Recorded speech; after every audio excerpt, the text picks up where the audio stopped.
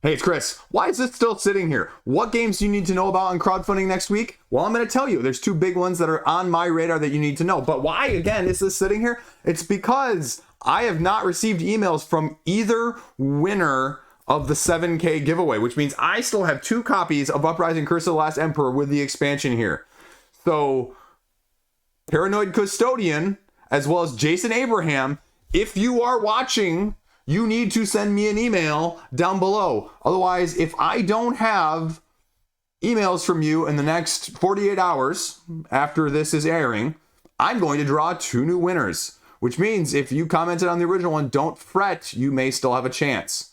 So, that being said, let's go, baby, let's go. Now, got that out of the way. First up this week, been waiting for this one for a while. I think it's going to be an interesting test of the market. I'm supposed to potentially get a prototype copy in the next week or something along those lines, but we're talking about Weirdwood Manor here. Weirdwood Manor, cooperative, haunted manor where you're defending it in sort of a tower defense pandemic-esque style of game. I mean, it gives me just a different vibe. You have asymmetric characters, you've got asymmetric enemies called Fae, and you're going to be using sort of a dice drafting system to fight them off. You have companions, you have your own deck, you're going to be utilizing those powers on a turn-by-turn basis, like I mentioned, pandemic-esque style, to fight off the baddies before they take over the manor. Now, this is going to be one of my higher interests of the month, just by the nature of what it's bringing to the table. I love me some hard co-ops, but it needs to be well-tuned. It needs to be more Spirit Island, less kids game, less ghost fighting treasure hunters, if you will. And I don't know. I haven't seen too much yet, and I'm going to be hopefully pleasantly surprised when it comes to crowdfunding right now.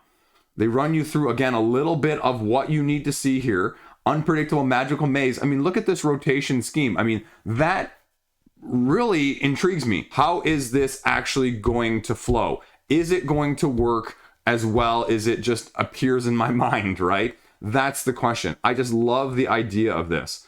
And, you know, this is kind of a cool graphic. Anyway, but you're getting a time mechanism that you're going to be having to go up against. They talk about the asymmetric powers, asymmetric monsters. They're making, you know, all of that stuff. And you can still sign up if you want to learn more about it as well from their website. But like I said, I like me some hard co-ops. And is this going to be the next in my collection? And we're going to see. I have no idea price point. I have no idea exclusivity. I mean, that's going to be the other reason. Why get it on crowdfunding? What are you going to do? So, yeah, Grey Ridge Games. Show us what you got. That's number 1. Second one up, and I apologize, Drawn to Games, because they reached out to me on Facebook on January or February, and I completely missed it.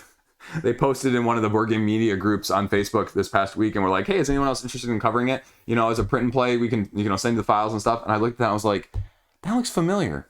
I feel like I checked my messages and I'm like, oh, son of a gun.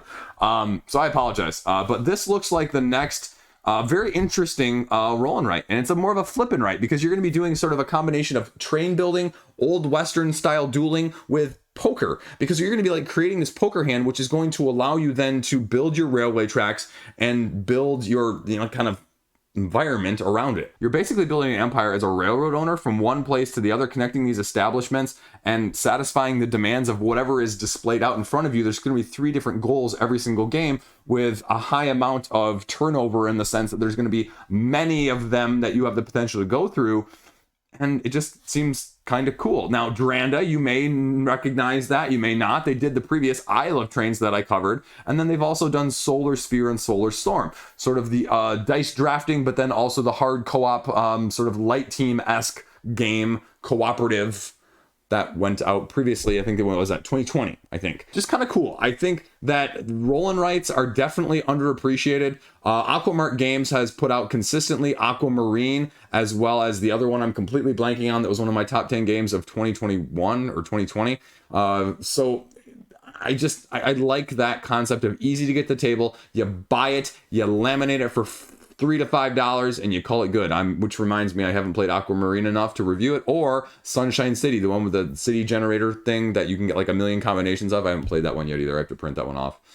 So that's sort of what you've got going on with this, and that's why it's the second pick of the week, because again, you know, this isn't going to raise 6 digits, but you know what? You know, get 20, 30 grand, freaking kill it.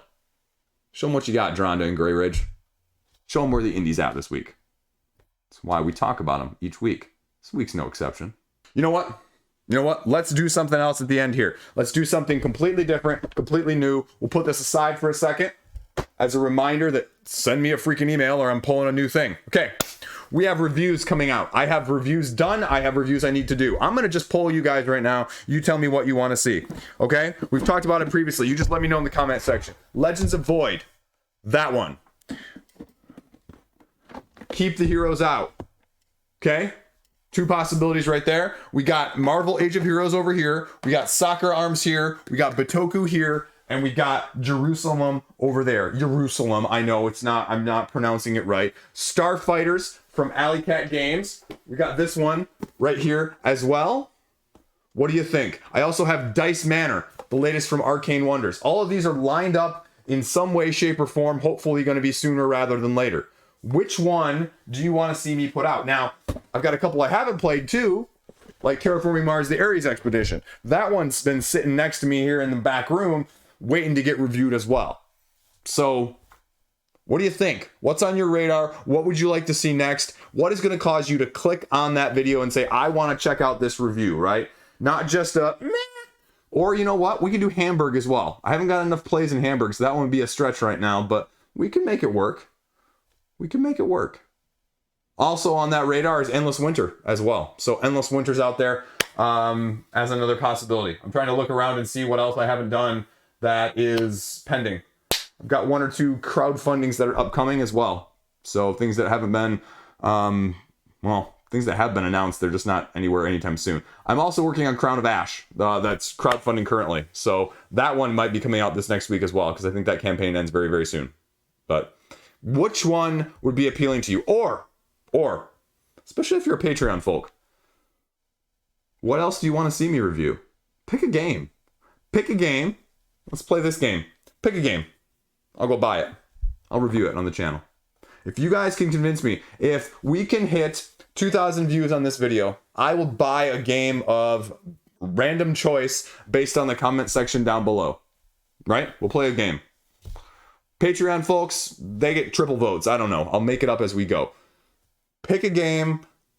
I'll tell you if I have it or not, and we'll see if we can get it. I'll respond to all the comments that are putting games out there of the ones I didn't mention, and we can just go out and buy it, and we'll see where it goes. I've been holding off buying anything at retail lately. You know, what do you want to see? Most popular one wins. How about that? How about that? Oh, spoilers. Spoilers. You want me to get to 10K? You want me to get to 10K. You know why? Because there is a big name project that I might have a giveaway for. Big name project, big miniatures, big. And I'll give it away at 10K. How about that? And does that entice you? Tell your friends. Tell your folks. Tell anyone you want. Because if we can make it happen, there we go. 10K by the end of the year. Because I'd say the middle of the summer, but I'm not that popular. What else is going on? I got nothing else really. A couple of you wanted some TV time. You know, the rest of you can tune this out, but there's not been anything else recently very good. I've been watching a couple K-dramas. I'm watching the new Luther movie on Netflix. I mean, it's okay so far. Like, it's a little bit jump the sharkish. I'm like about 2/3 of the way through. Big fan of Luther, the series. Idris Elba, amazing actor, absolutely fantastic. But this one's just not doing it for me so far. K-dramas, I watched Glory. That one's sort of like, if you remember the ABC show Revenge, where this chick gets like totally bullied and stuff in high school, and then she grows up and becomes super rich and then torments her bulliers. Well, it's kind of like that, taken to a little bit more of an extreme, only not so jump the shark. Like, Revenge just was one of those American shows where, you know, the fact that you could put out 24 episodes in a season and then try and do it over like 3 or 4 seasons, it just becomes so convoluted and so nonsensical and so many moving parts that don't make any sense. It becomes like Lost at the end, right? Where stuff just doesn't get tied up, or stuff just absolutely just utterly fails in front of you. Well, they kind of did that, only they did it only in 16 episodes, and it just worked. They kept it self-contained, and it was kind of good. There's a couple other K-dramas that I'm just not invested in. They're just K-dramas or J-dramas, and they're too silly. It's like a cop procedural, but it's just way too silly. There's one where a cop and a serial killer are, you know, switched. Their souls are switched, and they're in each other's body, and it's just too silly to be taken serious, and it just is like off-putting in that sense. And there's one or two others that I'm watching as well that I'm just kind of like, meh. Amazon's had crap lately. Amazon doesn't have anything good. Hulu never has anything new. I mean, I need to go figure out how to watch the third season of Party Down. That's about the only other thing I'm watching right now. Or that's the only thing that I can really think I would like to watch. My kids and I were watching actually the Junior Bake Off, you know, like the British baking show where like they have the adults going and well, there's a kids version of it, and so I like turned it on once for the kids, and now that's our thing right now. So season 2 on Netflix, which is actually like season 7, I guess, comes out like next month. And so exposing my kids to like stuff that they've never seen before, like both mostly sweet, but a few savory things as well. So maybe they'll actually try something like outside of their white rice, beans, and like bread with butter, right? I mean, because, you know, my kids are plain eaters here in the house. So maybe we can get them to eat a little bit something extra. We'll see. I got nothing else going on this weekend, though. Again, nothing else watching show-wise, just crap lately. So trying to find something to entertain myself in between filming and playing games and all that sort of fun stuff. So that's all I got. That's all I got. Kids are being taken out by their uncle this weekend to see the Super Mario movie. If only we could send the 2-year-old with them. I got nothing else.